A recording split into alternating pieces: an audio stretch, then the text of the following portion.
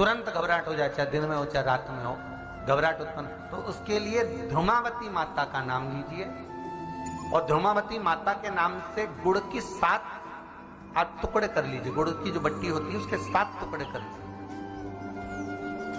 और ध्रुमावती माता के नाम से जहां पर गौरी और शंकर दोनों विराजमान हो, तो शंकर भगवान का जहां शिवलिंग हो और शिवलिंग के साथ में पार्वती जी शंकर के साथ नीचे ही बैठी हो, सामने दीवार पर या ऊंचाई पर।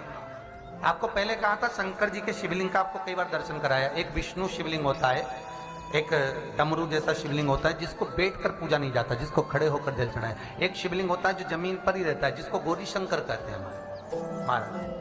तो गौरी शंकर का स्मरण कर कर, उमा महेश का स्मरण कर कर, जो शिवलिंग जमीन पर हो और पार्वती जी भी जमीन पर ही स्थापित, गौरी शंकर का स्मरण कर कर शुक्रवार के दिन शंकर भगवान पर प्रदोष काल में समय के शाम के समय पर सूर्य अस्त के कुछ ही क्षण में वो गुड़ की डिलियां आप शंकर भगवान को चढ़ा दीजिए और गौरी माता का स्मरण कर कर उसको उठाकर ले आइए।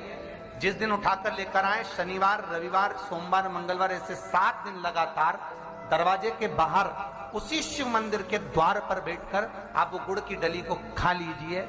महाराज, जिंदगी में कभी घबराहट नहीं हो सकती, सिर दर्द नहीं हो सकता, बेचैनी नहीं हो सकती और पसीना नहीं आ सकता घबराहट के कारण। रात को चक सो आनंदमय।